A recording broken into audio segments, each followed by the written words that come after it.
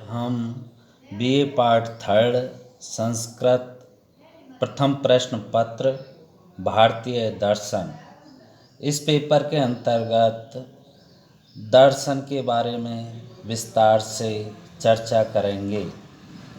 मनुष्य एक सामाजिक प्राणी है और स्वभावतः वह जिज्ञासु प्रवृत्ति का रहा है।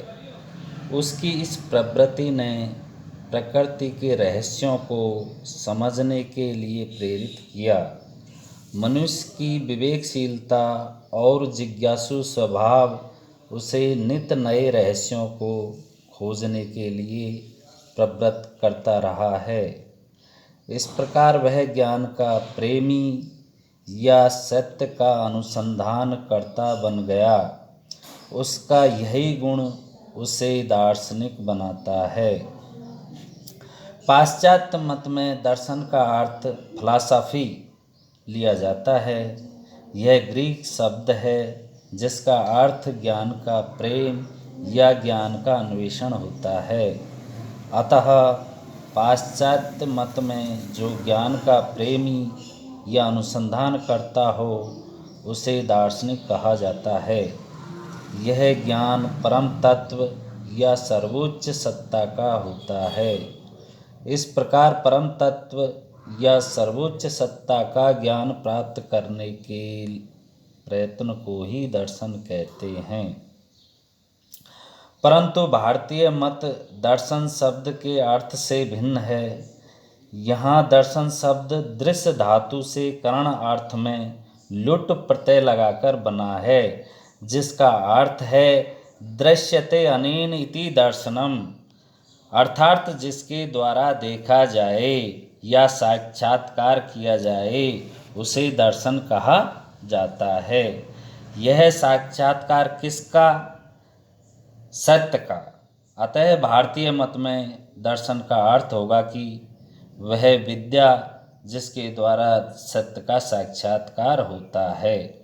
सत्य के साक्षात्कार से सम्यक दृष्टि मिलती है और वास्तविक विषयों का ज्ञान प्राप्त होता है।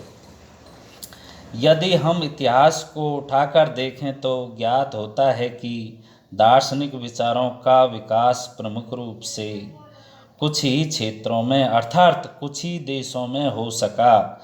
इनमें जैसे प्राचीन यूनान और भारतवर्ष प्रमुख है। इस जगत के पीछे कौन है? इस प्रश्न के उत्तर की खोज में यूनान में दर्शन का विकास हुआ और सुकरात, प्लेटो और अरस्तु ने इसे खोजने के क्रम में अपने मत प्रतिपादित किए। भारत में ऋग्वेद से दर्शन का प्रारंभ माना जाता है। ऋग्वेद संहिता तथा अथर्ववेद संहिता में स्थित तत्वों का विकास ब्राह्मण तथा आरण्यक ग्रंथों से होता हुआ उपनिषदों में आकर संपन्न होता है। इस काल को हम वैदिक काल कह सकते हैं। उपनिषदों के बाद वेद विरोधी मतों का काल माना जाता है। आजीवक और चार्वाक अल्प समय तक प्रभावशाली रहे। इसी काल में प्रभावशाली जैन और बौद्ध दर्शन विकसित हुए। इसके पश्चात का युग भारतीय दर्शन के इतिहास का स्वर्ण युग माना जाता है।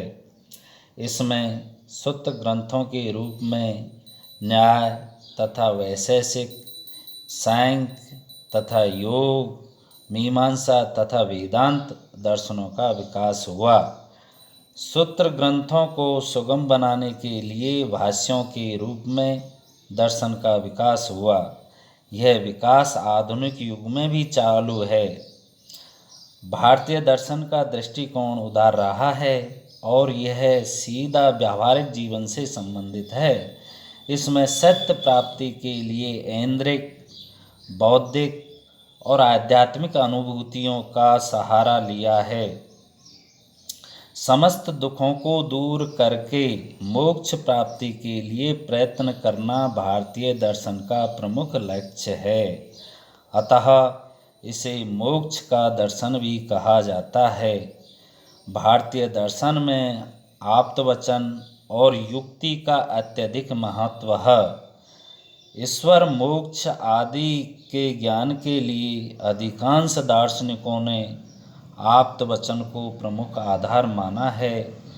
युक्ति को सभी दर्शनों में समान महत्व है। भारतीय दर्शन को वेदों पर विश्वास के आधार पर दो वर्गों में विभक्त किया गया है।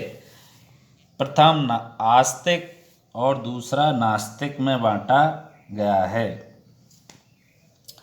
नास्तिक दर्शनों में चार्वाक, जैन और बौद्ध दर्शन आते हैं, जबकि आस्तिक दर्शनों में सांख्य, योग, न्याय, वैशेषिक, मीमांसा और मोक्ष दर्शन आते हैं।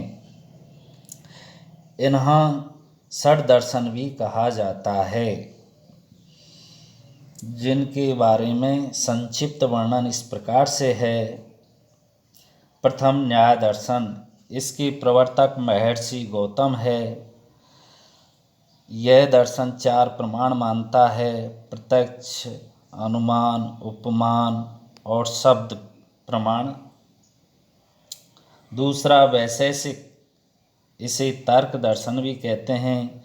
इसके प्रवर्तक महर्षि कणाद है। यह दर्शन तीन प्रमाण मानता है: प्रत्यक्ष, अनुमान, शब्द। तीसरा योग दर्शन, इसके प्रवर्तक महर्षि पतंजलि है। यह भी दर्शन तीन प्रमाण मानता है: प्रत्यक्ष, अनुमान, शब्द। चौथा दर्शन है मीमांसा दर्शन, इसके प्रवर्तक जैमिनी है। यह भी तीन प्रमाण मानता है: प्रत्यक्ष, अनुमान, शब्द। पांचवा सांख्य दर्शन, इसके प्रवर्तक महर्षि कपिल मुनि है। यह दर्शन तीन प्रमाण मानता है: प्रत्यक्ष, अनुमान, शब्द। छठा दर्शन वेदांत दर्शन है। इसके प्रवर्तक सदानंद योगी है। यह दर्शन छह प्रमाण मानता है: प्रत्यक्ष, अनुमान, उपमान, शब्द, अर्थापत्ति, अनुपलब्धि।